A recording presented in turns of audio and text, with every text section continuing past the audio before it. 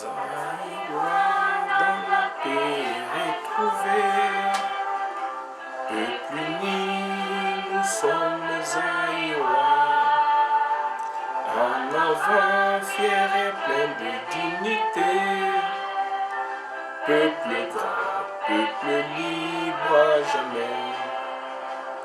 Et quand la flamme du feu sacré, pour bâtir notre pays toujours plus beau, autour d'un fleuve majesté, autour d'un fleuve majesté, tricolore,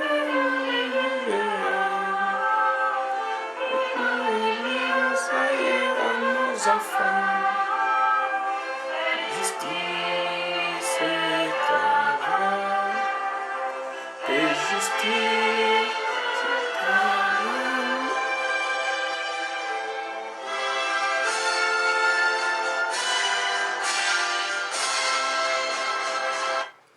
Merci. Bandeko na ngai toye ko sala vidéo parce que circonstance ezali ko senga to sala vidéo.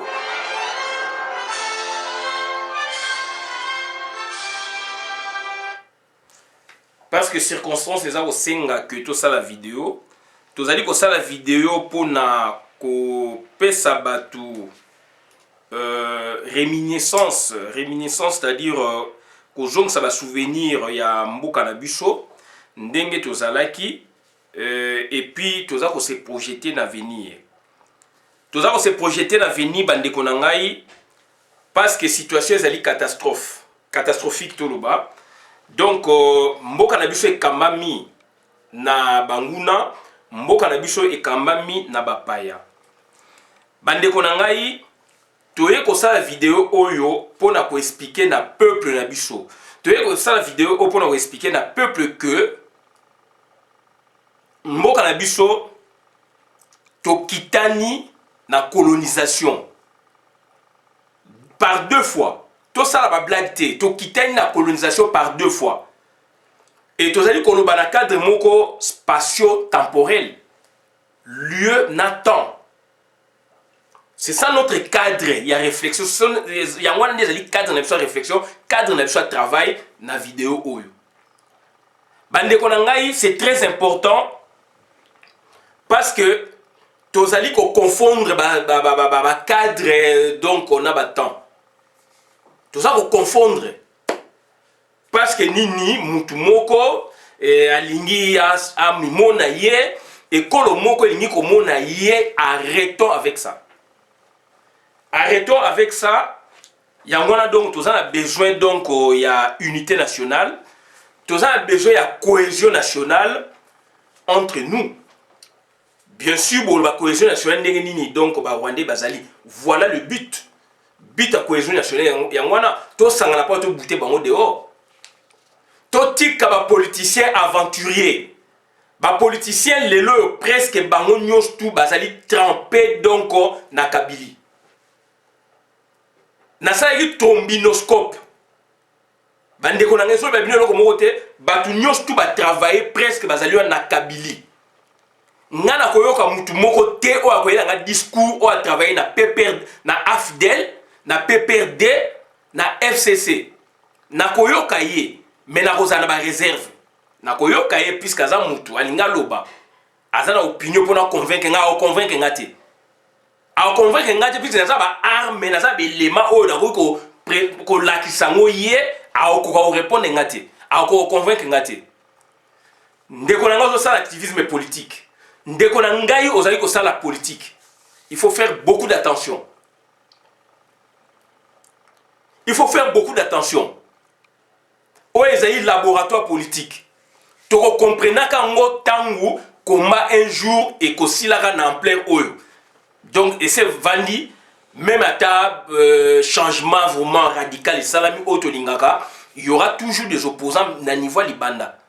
Puisque nous conscients déjà, donc, c'est-à-dire, les alliés prolongement à Congo, le mission Makambo que Vandi bien, donc, l'élection et au Sama Libanda Koto.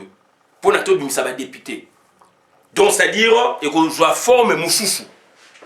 Et cette fois-là, il y a forme, il y a combat donc, politique. Est-ce que dans le moment, il y a toujours un activisme politique? Ou dans le moment, il y a par exemple comme un combat politique donc, traditionnel. Ou il y a un activisme. Puisque ce que nous faisons là, c'est l'activisme politique. Tout ça, c'est une hypothèse, ok, lobby par exemple, Mboka et Bongi, et qu'on reconnaît maintenant, donc, puisque constitutionnellement parlant, entre guillemets, même constitution, il faut reconnaître la diaspora, puisque les Congolais, ils sont banda. Ils ont le droit de voter. Tout le monde a au Sénégal, tout le monde a au Boé-Boé. Ils ont Algérie, Salamaka. Donc, lobby Bissopé et Salamaka. Il y a un posé question de l'eau. Est-ce que lobby biso oyo to mibengi combattant résistant ata nazalité ata lobby to kufi lobby wana do bandeko na ngai ba combattant résistant soki ba reconnaître libanda ba reconnaître diaspora comme faisant partie de la circonscription aussi électorale ya Congo. Est-ce que toko zalasiko ko parler d'activisme politique ou toko parler de politique politicienne, puisque cette fois-là donc il y aura des gens qui vont porter des projets à la société pour que batu bakende na ba élection ba voter bango pour na mamboka. Puisque les lois balimi qu'on reconnaître bisoté. Ce que ba reconnaître biso donc lobby ba député ba makoto ba kende na mboka ko travailler ba voilà ba projet na bango, n'est-ce pas, ou là aussi les alliés locaux oh bango bazali ko éviter puisque diaspora a une vision moussouche, a une mentalité moussouche. Il y a on a posé question les loyo. Donc, est-ce que lobby, ce qui m'a fait moi, 1900, que diaspora, circonscription électorale et diaspora, Fumwami, ezali, écouti donc, na CENI, m'a belé, bah reconnaître en bien. Est-ce que, puisque jusqu'à nous sommes exclus, nous sommes à reconnaître en haut, est-ce que l'activisme politique n'est toujours buna egozala? Est-ce que egozala opposition na diaspora? D'un côté, il y a des politiciens, puisque circonscription électorale les alliés, et d'autre côté, activisme ou activistes politiques. C'est ça la vraie question. Et je ne pense pas. Je ne pense pas, puisque cette fois-là, donc, c'est-à-dire la politique, aspect politique, et qu'on englober même activisme politique. Est-ce que c'est le moment où il tout ça dans le lot? Voilà notre difficulté. Voilà notre difficulté, Bandeko. Est-ce que c'est le moment, au moment où les politiciens, circonscription électorale, politiquement, na diaspora, ils allaient reconnus na ba CENI, na Mboka, alors que nous sommes des Congolais constitutionnellement parlant. Mais je vois une certaine tendance, donc, balingi ba engloutir combattants, résistants, révolutionnaires, alors que nous sommes dans la révolution, nous sommes dans les combats, nous sommes dans la quête de notre reconnaissance peut-être. Notre reconnaissance à combattants résistants, notre reconnaissance par exemple, il y a circonscription électorale, il y a diaspora. Ndekonanga makamna lobite ko tianga yangote, et ça ba nuance yoka mutu après ou conclure. Puisque Congolais et loko yo lobite ya baki selio. Il y a raisonné selon yé, alors ngam na olba makamungai. Ngam na olba makamta na olba kangote yo raisonné ndenga na raisonné boyiti. Donc il faut tenir en respect makamunga na zako loba puisque ngamutu na bimisi masolo oyo. Donc bandeko na ngai c'est pareil. C'est pareil net l'état a le but de confinement. Avant que l'état français a le confinement, mutu mususu ayaki ki aloba confinement. Il n'y a pas un autre état et le confinement la date par exemple il y a les 13 mars par exemple, date officielle c'est le 13 mars. Tant habite de confinement le 11 mai, ce n'est pas un individu moko boyakoya ou bien organisme organe moko boye loba et se substituer na président république qui représente l'état français. Non. Tous à la logique na makamna biso. Tous à la logique na makamna biso. Puisque Angleterre a bimisi confinement na quand ça c'est l'état anglais. Voilà. Donc Belgique a bimisi date à confinement na ina de confinement na quand. Donc, là, on a tout. Donc, c'est-à-dire il y a un point de départ et Nana a créé point de départ. N'a arrivé, c'est l'État. L'État nous a décidé à autoriser le Roboé Salama. Yoko Yaolo, pourquoi l'État Salaki Boé? Oui, mais il faut prouver. Est-ce que tu vas dire, puisque avant l'État décidait, tout le monde a décidé. Donc, arrêter, raisonner, abattre. Donc, on a et là, on a un combat, et ça, la résistance. Tant que tu as ça brassage, par exemple, tu engloutir combat, résistance et révolution dans la diaspora, là, tu as combat, tu as opposition. Opposition, les alliés reconnus. Nambo Kati, reconnu dans Libanda. Bissoum, tu as interface.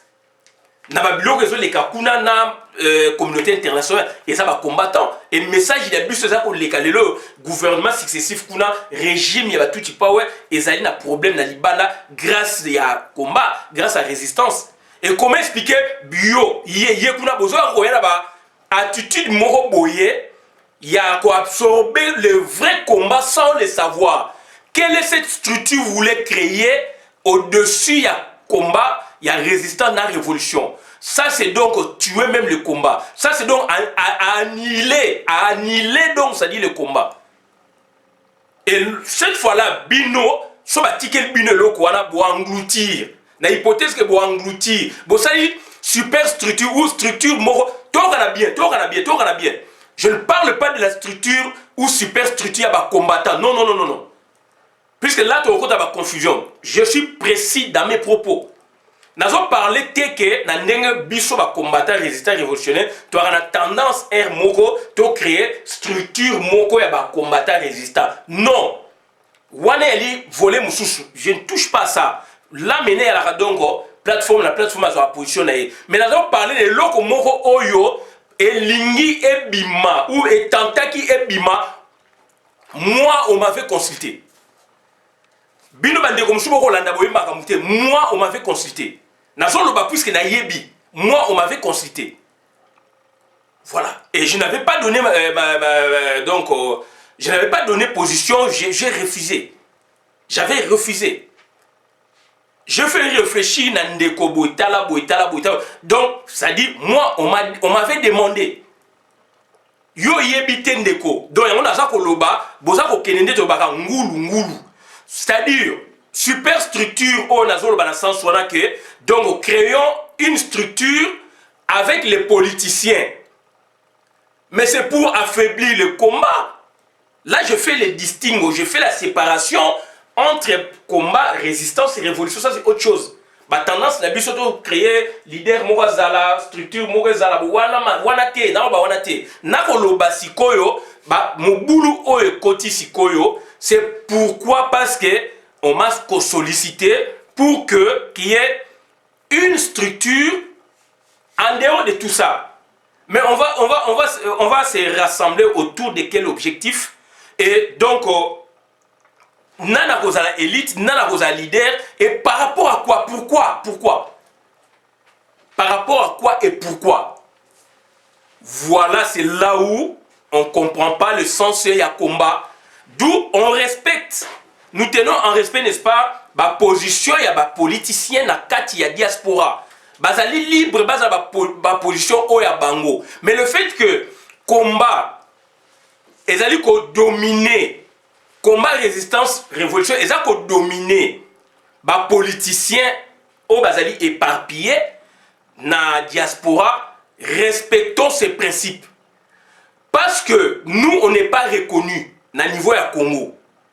Dans le niveau Congo, tu as une structure informelle. Mais dans le niveau poto, tu as reconnaître biso. Et tu as na la poto, et bani. Tu as dit que ça, le 28 février. D'où il y a un récupérateur.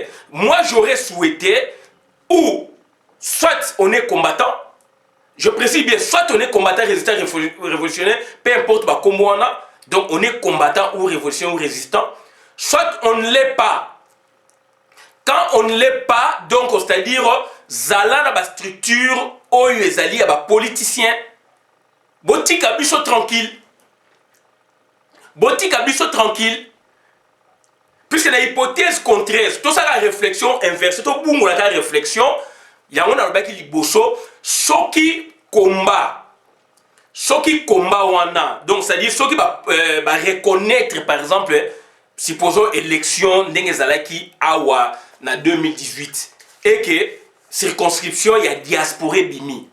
France, Belgique, Bamboke, Belé, Canada, Bani, et Bima qui Afrique du Sud. Ce qui circonscription, donc, si ce qui circonscription électorale, il y a diaspora, mais pas tout ça va député. Est-ce qu'aujourd'hui, dans le moment où on puisque le processus est joué à peu près 6 mois, dans le moment où on a 6 mois, mais combien de ça absorbé? Combien de ça donc absorbé par l'aspect politique purement? En plus de un aspect activisme politique. C'est ça la différence. C'est ça la différence. Tout ça, combattre pour ne pas reconnaître donc état des droits, pas reconnaître le droit à la diaspora aussi. Par le droit à la diaspora, donc, ils allaient aussi droit à l'élection. Et dans le droit à l'élection, ça va reconnaître en haut. Donc, c'est-à-dire, lobby, la plateforme ming ezali a situation ming ekoki ko transformer na ba parti politique. Bien que l'Iban est une association, ekoki ko transformer puisque là maintenant il y aura circulation, amnistie peut-être bazongi, bakoki ko zonga bako ça va et vient et que okoki ko kenekuna o implanter parti politique o ya bino songolo pakala et bosana diaspora cette fois-là maintenant vous parlez de l'aspect politique purement. Voilà. Et l'aspect politique, on va gagner l'élection, on va pouvoir, on va coalition, on va tikali, on a opposition. Là, c'est autre chose. Mais aspect activisme politique, et mais maintenant, et vous créez des problèmes. Moi, j'ai été sollicité et j'avais refusé. Moi, j'ai été sollicité. J'avais refusé. Donc, vision na poto, na diaspora, et donc, elle est diamétralement opposée. Elle est diamétralement opposée. D'où il y a un monaka. Donc, comme Keboye, comme Zongiboye, puisqu'il y a des bateaux, on a une vision politique. Activiste politique, c'est-à-dire à une évolution politique. Pour na aeba ko éplucher, ko examiner l'aspect politique, il y a moka. Est-ce que l'aspect économique est au marché? Est-ce que l'aspect boéboé est au marché? Est-ce que l'aspect boéboé est au marché? D'où maintenant, nous, on émet nos critiques, nos avis et considérations. Mais ce qui est au côté, aspect égalité, activisme et politique, tu as comme aspect politique, politicienne. Na esprit o ezali na Congo. Sur le bito côté sango awa. Donc il y aura plus de la résistance, il y aura plus du commun, il y aura plus de la révolution dans la diaspora. Et naza ko senga na bandeko, ressaisissez-vous. Ce sont des visions, on respecte votre vision. Ce sont des visions donc diamétralement opposées. Ressaisissez-vous. C'est-à-dire nzela bozali kolanda. Donc et comme mabino nulle part. Puisque beaucoup un objectif moko pour travailler indirectement pour la Kabylie. Et la réflexion, donc c'est apprendre où à laisser. Et kozala et comme biso bino, donc ça dit nako travailler indirectement pour la Kabylie. Puisque toza koyoka mingi, et on est plus stable. Et moi j'aurais souhaité que to bunda ndenge sengeli lutte nyos te zakana li futa nango et quand on fait une bonne lecture on comprendra que donc makambu est avancé makasi yangwa na za koloba donc il faut travailler dans cadre nini to za travailler cadre mo bengaka donc spatio-temporel lieu et puis temps voilà tozali na kata diaspora. Bien sûr, tout ça, Balibana, mais tozali prolongation prolongement pardon donc ya Congo. Donc espace tozali banda cadre où tozali banda bien que on se situe donc na Belgique, aux États-Unis, na Canada, donc virtuellement ezali espace Congo. Puisque tu travailles pour le Congo. Raison pour laquelle tu as un cadre spatio-temporel. Et Nathan, tu as est-ce que tu as Makambu, il y a 1960, il y a Première République. Est-ce que tu as parlé de ma Première République, président Kasavubu, Lumumba, Mobutu, etc. Non. Est-ce que tu as parlé de ma Deuxième République, Mobutu, le comité central, le bureau politique, tout ça? Non. Parti État, non. Tu as parlé de moment Nini, dans temps Nini. Tu as parlé de temps où tu as dit donc on a Kabylie, tu as dit donc on a tout power, tu as dit na AFDEL, PPRD, FCC. Donc prenons par exemple 23 ans. Le 17 mai 97 jusqu'au 17 mai 97 nous avons refouetté peut-être. Donc 23 ans jour pour jour, Mboka na biso ezali occupé. Voilà tant où tu as parlé, voilà Mboka où tu as parlé. Et tu parler na Congo. Tu parler donc na royaume Moroté, tu parler na tribu Moroté, tu parler na empire Moroté, puisqu'on en a connu dans le passé précolonial. Bandeko na to ça quand même juste le passé précolonial, donc avant la colonisation. Précolonial c'est avant la colonisation. Voilà. Puisqu'il y a deux hypothèses d'abord par rapport à l'état indépendant du Congo. Certains doctrinaires qui étaient indépendants du Congo, ils allaient colonisation, puisqu'on était déjà un État. D'autres doctrinaires qui étaient indépendants du Congo, ils appelaient colonisation, mais spéciale. Après, donc, 1885, 1908, était indépendant du Congo, et puis 1908, dans le 30 juin 60, on a eu colonisation belge. Voilà. Donc, c'est-à-dire, même si on prend même de 1908 jusqu'à 1960, 1908 jusqu'à 1960, bandekonanga quand même. Ata vous-même de balobaka. Donc ça dit 52 ans on a. Tozaeki bakoko na biso Congo toko kita nango lelo ezaeki donc colonie. Eki 9e province ya Belgique. 9e province il y a Belgique. Bazo ben on peut Belgique d'outre-mer. Bandekonanga ata vous-même. Soto bito ke yesko na likolo kuna donc en 1885 1908. Ezaïga Belgique. Ezaïga Belgique. France, bani na biso la colonisation au même moment. Congo Brazza ko biso de 1885 jusqu'à 60. Bon, on va indépendance en 60. Voilà. 75 ans directement. Mais Abisso, ils allaient séquencer dans deux périodes. Deux périodes, ils ont toujours belge, occupation belge. Boni, boye, les soumars à Barouem ou les lots. Boni, boye, les soumars à Vampire, les lots. Toi, arrêtez quand même, toi, arrêtez. Toi, arrêtez, ou alors on comprend, ou alors on ne comprend pas. Ou on comprend, ou on ne comprend pas. Ou donc on refuse de comprendre. Barouem est empire donc après, donc avant 1885, après Congo belge et toujours Belgique, État indépendant du Congo. Deux grandes structures où les Kiwana bande konangai. On a connu des choses ensemble. Bah sur la Bible donc lourd fardeau on a ndima yango na portaka pe yango. Bah ko on a biso ba souffrir ensemble. Bakoko na biso ba souffrir ensemble. C'est pas aujourd'hui toya puisque na za poto na olia semoule na ndako na ngai provision ezali ba nini tokoloba. Est-ce que makambo tokoloba na poto awe oya ba buzo ba na biso awe. Est-ce que ba fait fois ba mboka na biso ba koyoka yo? Arrêtons. Donc travailler sérieusement et donc travailler bandeko nanga mais avec quel leader? Avec quel leader? Tu travailles avec quel leader? Avec quel régime politique? Tu travailles avec quel projet de société? Tu travailles avec quelle structure? Donc ça dit, je ne comprends pas.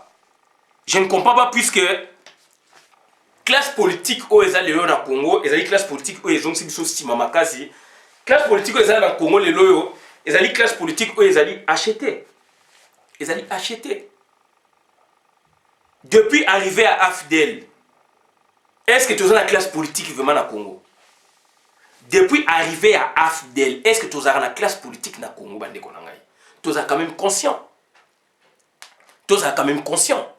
Yango bande konangai donc toza ko senga na biso na bino toza la n'esprit moko dongo ya critique bien. Moi je respecte je suis démocrate, je respecte ba tendance, ba raisonnement ya batu, ba élan ya batu, je les respecte. Mais to déborder te puisque penser à mutoyo ozoko kayango te, raisonnement ya mutoyo za na okoka te, oza à court d'arguments. Non. Tu réfléchis, ça m'a mboka. Papa Kassavou dans Lumumba, bakendaki na table ronde pour prendre que les deux leaders là. Bakendaki na table ronde. Il y avait deux tendances. Il y avait unitariste, na ba fédéraliste. Fédéraliste na unitariste. Donc mais bakendaki na esprit que tant que comme que donc non étant na biso ezali indivisible. Na na boya ki kamwana. Nana boyaki qui est un indivisible. Président Kassavou, mouvement national du Congo. Président Kassavou, non, Abako, Alliance de Bakongo. Président Kassavou, mouvement national du Congo. Il y avait déjà deux tendances diamétralement opposées. Mais comment expliquer que Botanga, constitution, donc loi fondamentale, il y a 60, il y a Première République. Pour la Première République, il y a loi fondamentale et puis il y a la première constitution et à Congo, il y a le 1er août 64, il y a une constitution de Luabu. Donc, Botala, nano loi fondamentale, Babini état indivisible. Donc, il deux têtes de gondole politique à Congo, classe politique, représentée par deux têtes à gondole, aux tendances, souka discuter qui donc pour na babimisa eloko moko de commun. Yango na lobai que tant bato babundaka na ndako mwasi na mobali babundaka baswanaka et ali pona babongisa eza pona bakabwana te. Et ali pona bakabwana te. On a des tribus et ethnies soki olobi olanda ba caractéristiques ba tribu na ethnie mususu tokoki donc ko sanganate. Mais on est appelé à vivre ensemble. Parce que ezali nation.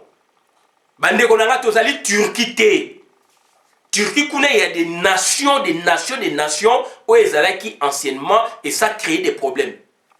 Et ça crée des problèmes dans la Turquie, dans la mboka pemé dans la Turquie voilà tout ça. Au moins peuple boazali kotoyo, peuple boazali kotoyo, peuple boazali kotoyo, peuple boazali kotoyo et ils essaient n'est-ce pas de créer des tensions.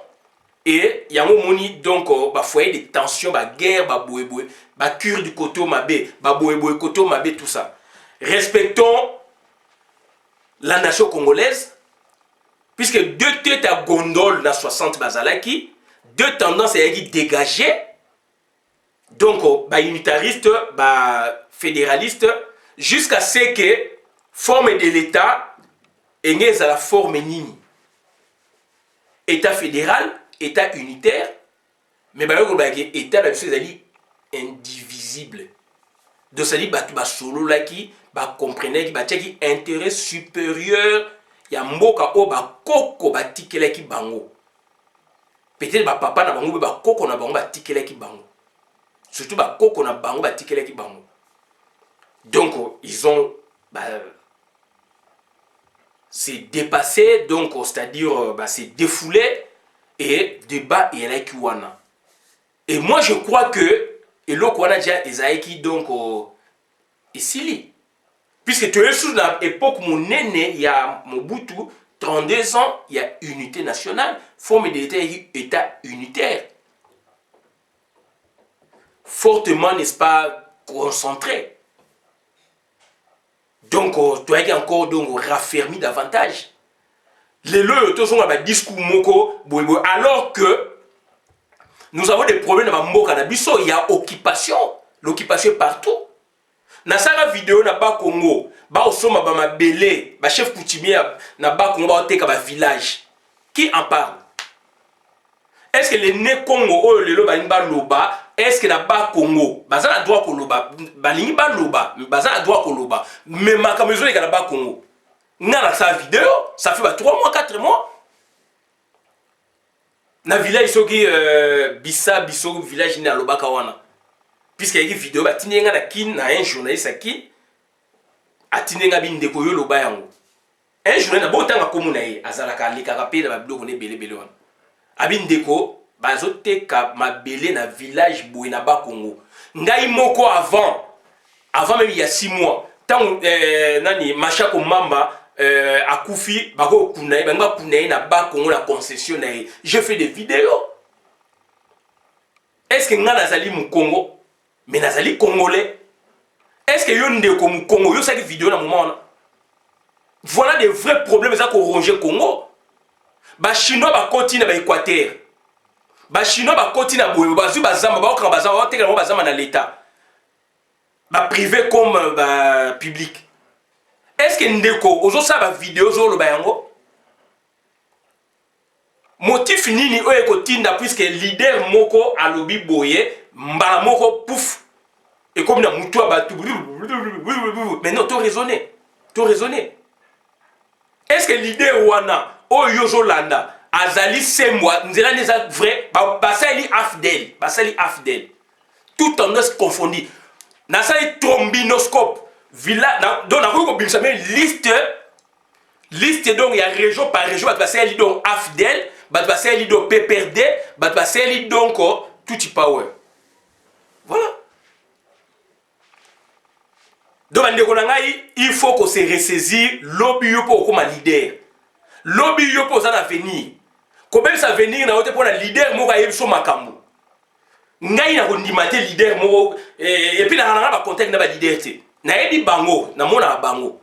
Soki circonstance sengeli na ko yiko mona na bango.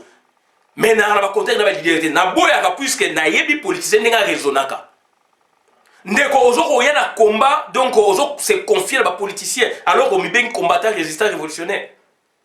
Ngana yebi ba politicien ndeni ba raisonnaka. Et na boyi que na kota donc on a collision na pensée na bango politique alors que ngana zali activiste politique. Ngana za ko dénoncer bango. Ngana za sindi ya mboka na za ko dénoncer bango. Donc on a se permettre que nazala donc obnubilé na pensée moko politique ya politicien moko alors que bango na tout baza ba accompagnateur ba prouver le contraire bande ko nga tous à prudent avec quelle classe politique voilà bazali issu na afidèle bazali issu na PPRD bazali issu na tout type donc afidèle PPRD FCC. Hippolyte Kanambe, année passée, année 2018, na juin, à sa déclaration, na sa vidéo, que donc, na ba mars, na juin, à ça la plateforme où il ça, ba politicien sur Congo pouvoir, opposition à sa FCC, en wana, et bien c'est entre guillemets président na binona protocole Félix Antoine Tshilombo.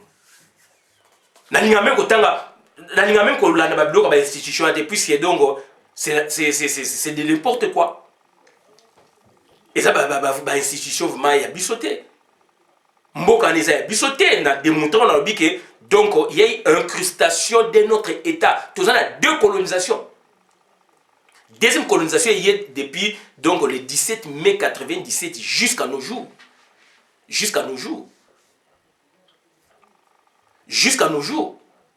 Ndeko na ngai naza ko senga na yo o se ressaisir, bandeko na ngai naza ko senga na bino to se ressaisir,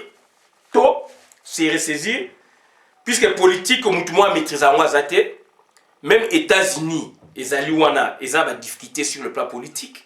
France, ils ont des difficultés sur le plan politique. Chine, les lots, ils ont accusé à Bombaki, maladie, coronavirus, banini, moutou koti. Donc, on a tous à la prudent, et donc, on a vu tout le monde, donc, classe politique, tout le monde est leader. Tout le monde est classe politique, tout le monde est leader. Et c'est malheureux. Fidel but ne ezali on a tcheba milliard à 100 000 bango balobaka pété. Bat balobaka pété. Donc voilà bandeko na ngai mutu o alingi azala absorbé, je dis bien. Mutu alingi azala absorbé na diaspora puisqu'il y a une nouvelle structure ba créer ou ba ko penser ba créer bandeko na nga ça c'est votre problème. Et nouvelle structure on appelle ekosa le logo moté. On a vu dans le passé récent tout le monde moniang. C'est là où on ne se comprend pas. C'est là où nous sommes des daltoniens politiques. De toute façon, on a genre jaune, enfin vert citron. Alors, tu as jaune. Alors, il y a vert citron, il y a vert. Mais il y a vert, il y a jaune. Donc, daltonisme politique. Confusion à perception à couleur.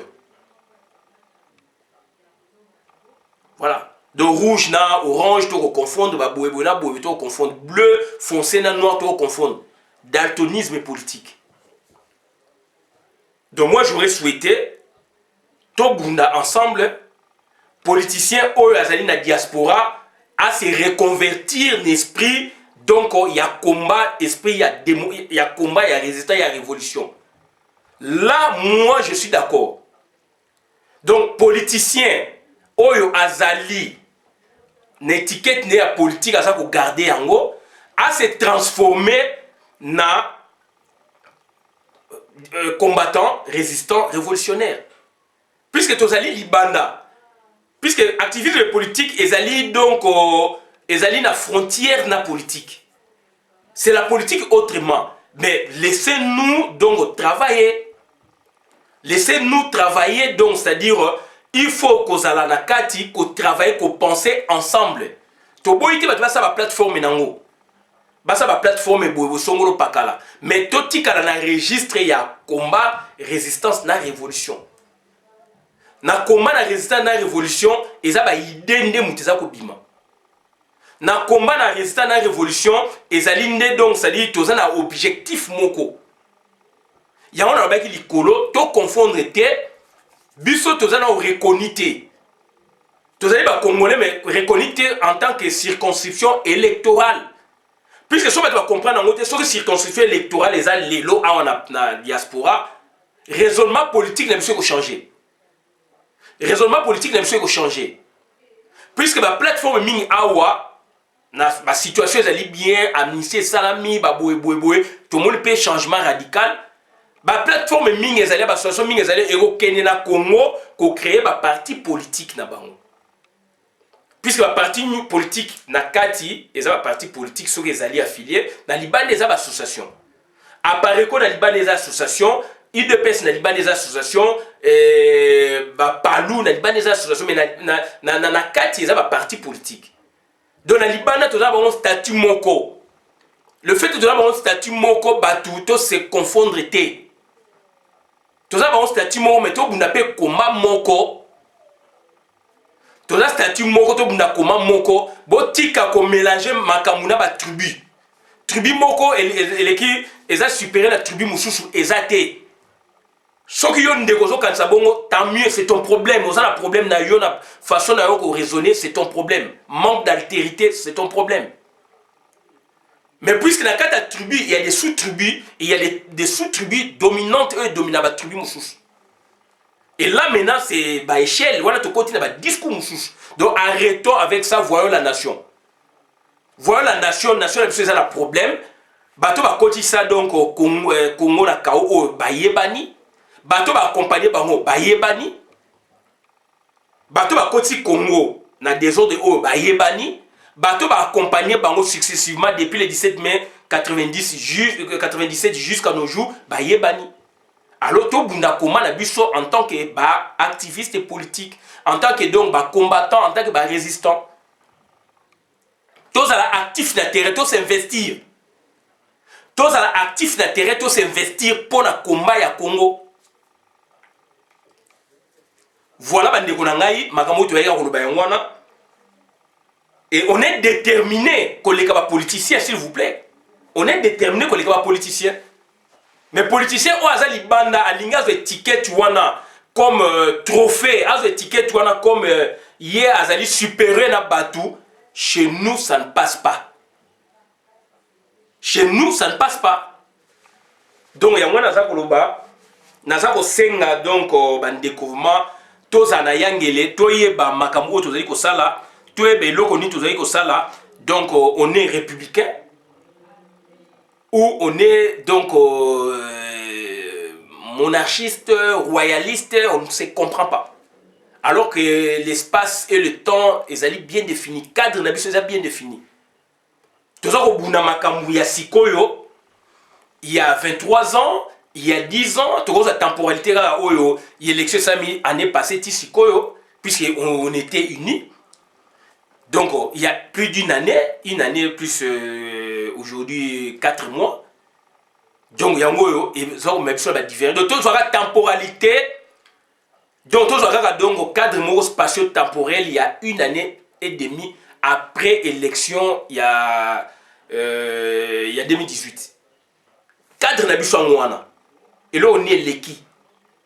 Alors tu éviter que Timo la bloc comme sous puisque on s'est dit supérieur et on est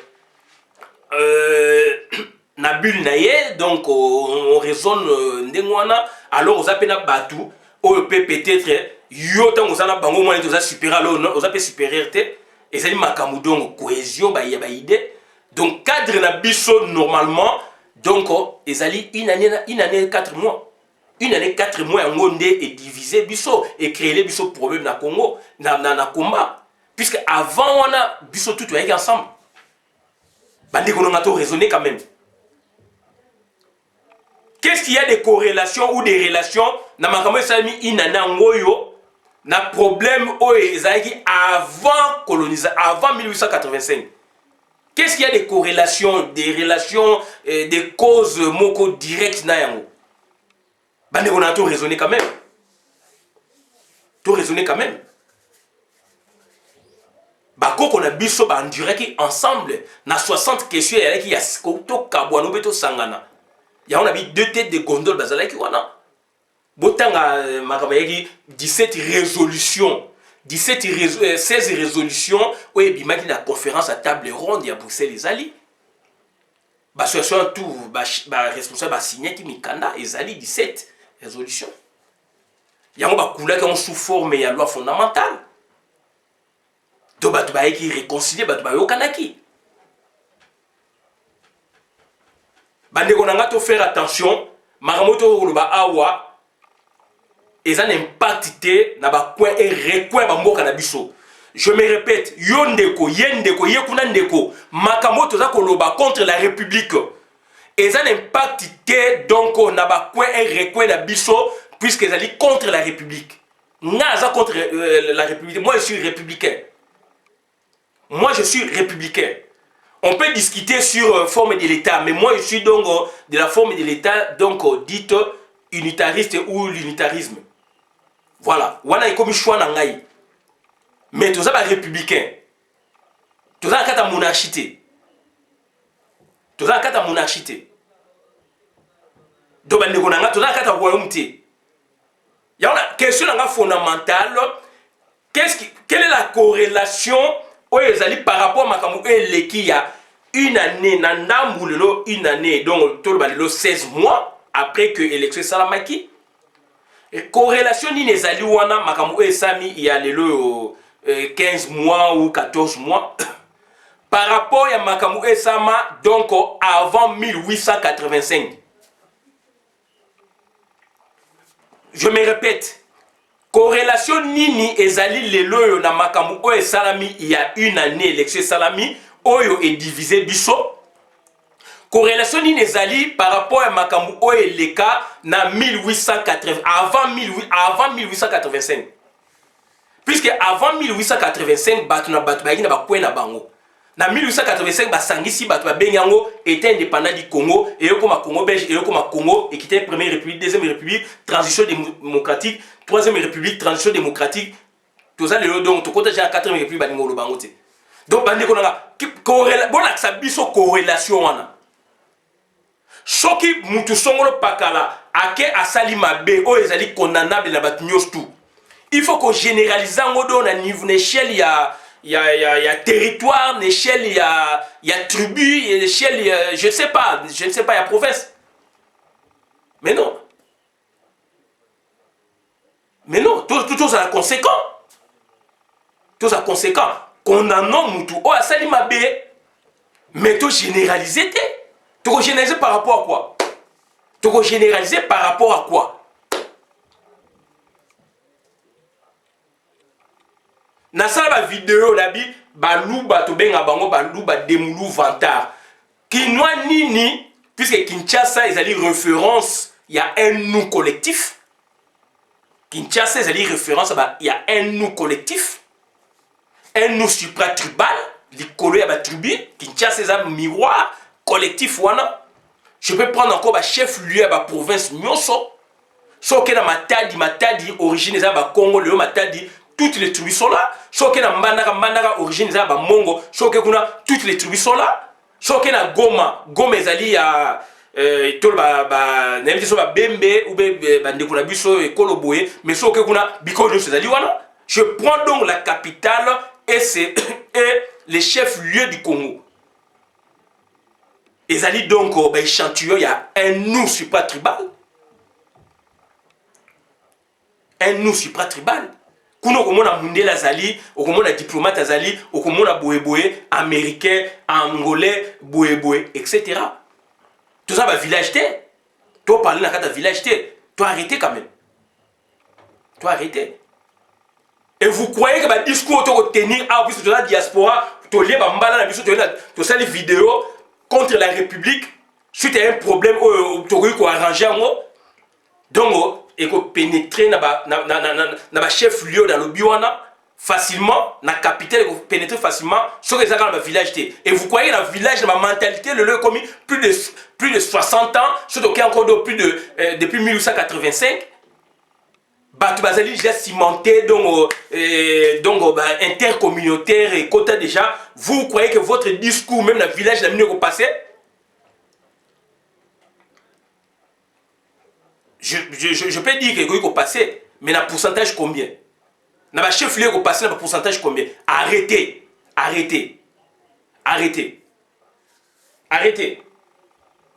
Nous allons revenir puisque c'est choquant. Après plus de 60 ans, tout résolu par Ramour et Zangatina. Moulouba, tu colles na bango na kin, tu benga bango Moulouba vanta. Tu mets ça dans le c'est notre ethos. Tokoli balbara muyaka aibi muyaka moka samusa ba yaka nyostu. Et ça ba biloko na biso na sa vidéo kala na lobango na loba biloko yo. C'est comme si na yebaka. Ba mon wa benga ba numba. Est-ce que kinumba ezaka ba mon? Et ça biloko lo bama na Kinshasa et lo bama nango. Kindoki ba bango ezali baluba, kindoki ba babo. Est-ce que kindoki ezaka baluba? Et ça m'a comme le Bamana Kinshasa. Ba Congo ba lo barate ba Congo ba bazalo ko ba puku. Azako liayo, azo fefelayo. Ne ba mongo ba lo ba. Azako soyo, azo chom pepe. Azako soyo, azo chom pepe. Ba lo ba on a Kinshasa e bani. Est-ce que ba Congo nyoso bazane ngwana? Voilà. Ba soyi bazalaka boé. Est-ce que biloko la tout ezaka bongo? O ba soyi bazaka mingi bazaba sula ba lima sanga mingi. Est-ce que ba soyi nyoso bazaba bongo? Arrêtez. Ce qu'on a un argument, il faut qu'on retravaille le concept. Et on a encore la chance, on a donc de la capacité, du talent pour revendre. Retravaillons nos concepts. Le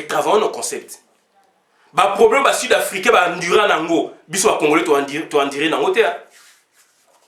Le problème est sud-africain, endurer nango, tu moni nango, tu tangi nango pe. Congolais, je pense, de 1885, 60, 1908, on peut dire cette période est très intense. La période coloniale, oui, période coloniale sur le buto tchayango, oui, donc tu as enduré, mais de 66, makambo biso tu as enduré. Pays mingi, l'aime sous enduré, koleka biso, l'aime sous biso tu as enduré, koleka bango. Angolais, ça successivement 25 ans à guerre.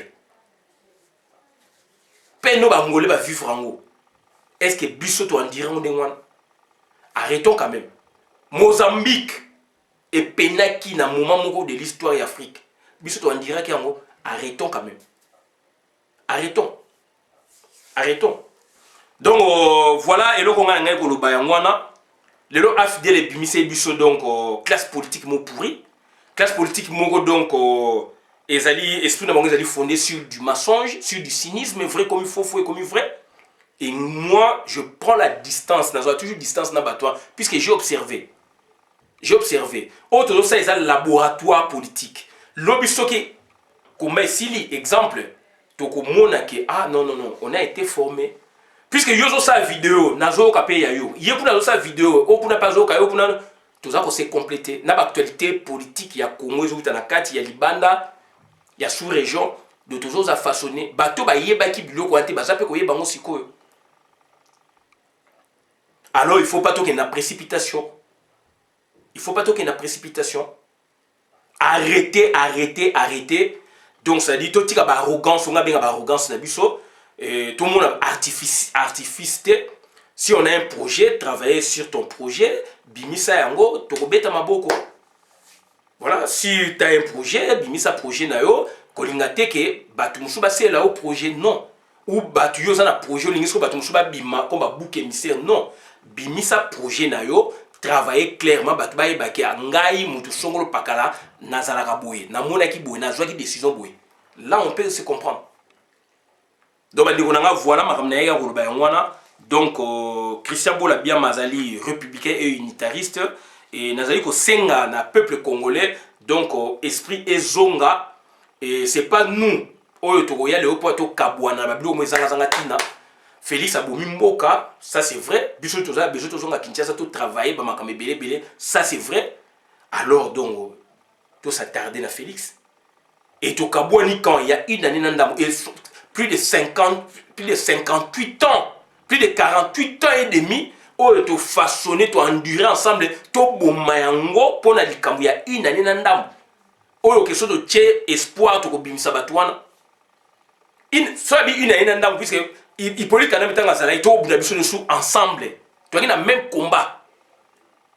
Tu as la tendance la biso la division c'est ça raté, mais toujours dans le même combat. Une année ensemble ba tché Félix Ateki Mboka, mutunyo saïba, mutumo a applaudir yete, et le lot est sali que pour n'atke, tu bases la position moko bobo. Ndeko nangai, donc nako respecter la tendance na bino, bo sala o bino bolingi, mais biso toza ba unitarisme, nous on est là pour rassembler. Bo kende la ba idée na bino, so que zali bien, bo convaincre bat. Nous sommes en démocratie, bo convaincre bat na ba idée na bino, et bo exprimer, bo za explicite. Vous avez explicite. N'importe le monde a moutou soit aboyé tendance au front national à la position et la position là-bas. Donc il faut vous explicite. Et non boké tant boké le bablo na ba couloir na ba ni to ko yebana. C'est puisque comme ça labyrinthe. Tout ça ko yeba toujours yeba tendance. Donc arrêtons l'hypocrisie to bunda koma sérieusement. Oyo baza la tendance na bango bo exprimer clairement. C'est tout. Mais ngana ça ko bakaka ke donc, politicien oyo, nazali ko senga, na politicien oyo y a le bien za politicien, alingi ko mouye mayote ensemble na batu, donc c'est son problème. Mais biso oyo to zape ko comprendre, to ko yoka yeso eza ide malamu mais na ko épouser peut-être ba ide nyo sote. Puisque là, toza na combat, toza ko bunda, donc ba galon na biso esenti ekiti pour la tous concourir ne loko to sala. Voilà. Donc moi j'ai été sollicité. Je dis bien, on m'avait sollicité par un ami. Donc jusqu'à ce que nande na moulba makambo par-ci par-là, ndeko yo zali sollicité. Moi j'ai été sollicité. Donc bloko mususu okobebisa bitumba na yo, okobebisa komba na yo, makambo oyo ya ba division ba nini, moi na ndenge na yebi na mo expérience na ça ne passera pas. Mais vous allez libre à exprimer au sala au bino bolingi, et ça biloko au bino bo concevoir, vous avez convaincu nango diviser le peuple congolais. Je ne pense pas qu'il faut passer. Je ne pense pas qu'il faut passer dans le village nabiso. Pour le village nabiso kuna pe ba mongo, kuna pe na mona pe bikolo mususu, ba masa mususu pe bikolo mususu na kuta tana kei na kukuta bango ba vanda ba bana pe bande. Voilà. Tant on peut toquer la baba on peut tomber ba tu pe bikolo mususu pe kuna ba bana me ba vanda pe. Ba bana pe bana pe ya ba Congo ba vanda. Boye pe damage à danger. Ba c'est nous papa.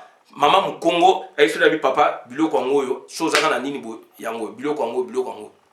Par partout du tamboli ba bengana biso na ba village wana ba Congo ya ba boyeboy non na ba bandu no musuto lekine banzela mai ba bengana biso te ba o yamba yo don Africa za bongo. Arrêtons.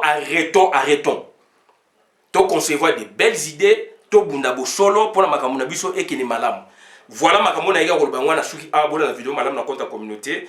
Ngai Christian Bola bien maman ba peuple mokonzi peuple souverain, combattant résistant révolutionnaire PNI. PNI et les politiciens non institutionnels. Donc nazali républicain et unitariste. C'est mon choix. Ce qu'on limite débat, je suis prêt à le faire.